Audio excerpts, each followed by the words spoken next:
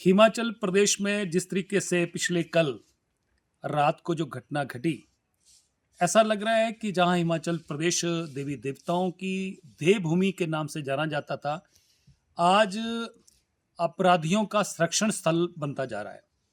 और ये संरक्षण स्थल सरकार के संरक्षण में बन रहा है, मुख्यमंत्री के संरक्षण में बन रहा है।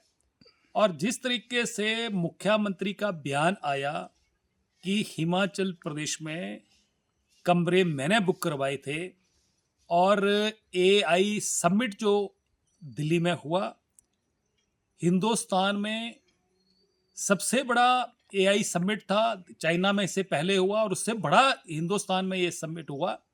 और देश की प्रतिष्ठा का प्रश्न था।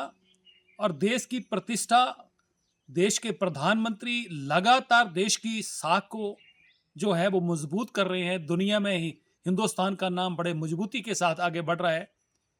और जिस तरीके से कांग्रेस ने अपने लोग वहां पर एआई समिट में भेजे और वहां पर हुड़दंगबाजी की, कपड़े उतार के नंगा प्रदर्शन किया और पूरी दुनिया में हमारे देश की बेइज्जती करवाई, ये देशद्रोह का मामला है।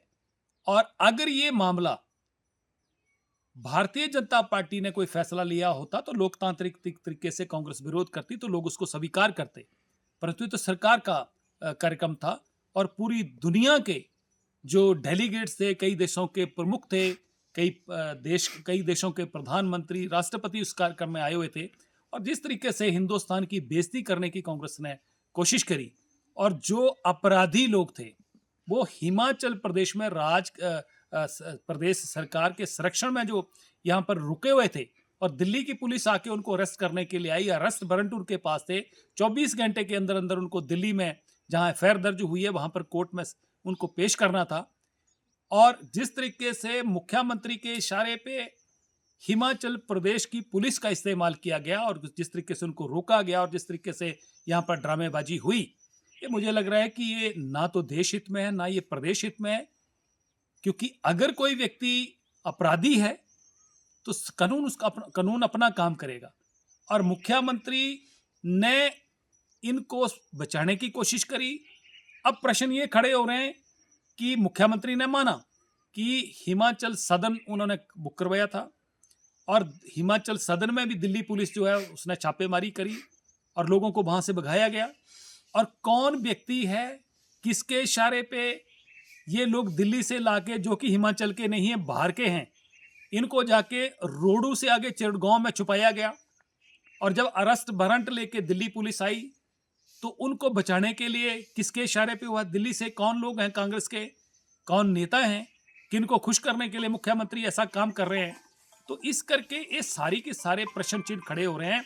मुझे लगता है कि दिल्ली पुलिस उसके बावजूद भी ट्रांजिट रिमांड लेके इनको दिल्ली लेके गई, और जो देश के खिलाफ काम कर रहे हैं, देशद्रोही का काम कर रहे हैं, उन लोगों को पुलिस नहीं पकड़ेगी तो उनको बचाने का अगर हिमाचल प्रदेश सरकार काम करेगी तो इससे शर्मनाक बात क्या हो सकती है। मुझे लगता है कि आने वाले समय में केंद्र सरकार को भी चाहिए कि ऐसे लोग हैं जो बचाने का काम कर रहे हैं, जिन्होंने उनको यहाँ पर छुपाया, और जिन लोगों ने यहाँ पर इनको जो सारी की सारी रणनीति जो है वो दिल्ली में हिमाचल सदन में बनी, इन सब लोगों के खिलाफ इंक्वायरी करके इनके खिलाफ भी मुकदमा दर्ज करके इनको जो है इनके ऊपर कानूनी कार्रवाई होनी चाहिए। ये हिमाचल प्रदेश के लिए बहुत दुर्भाग्यपूर्ण है कि सरकार इस तरीका के काम कर रही है और मुख्यमंत्री को ऐसे एक्ट कर रहे हैं जैसे कि कोई एक स्टूडेंट पॉलिटिक्स में होता था, उस तरीके से आज उनको महसूस करना चाहिए कि वो प्रदेश के आज मुख्यमंत्री हैं और मुख्यमंत्री की क्या जिम्मेवारी रहती है, उनको जिम्मेवारी अपनी निभानी चाहिए। इस तरीके की घटनाओं को अंजाम देना मुझे लगता है बचकानी हरकतें हैं जो कि कानून के खिलाफ है।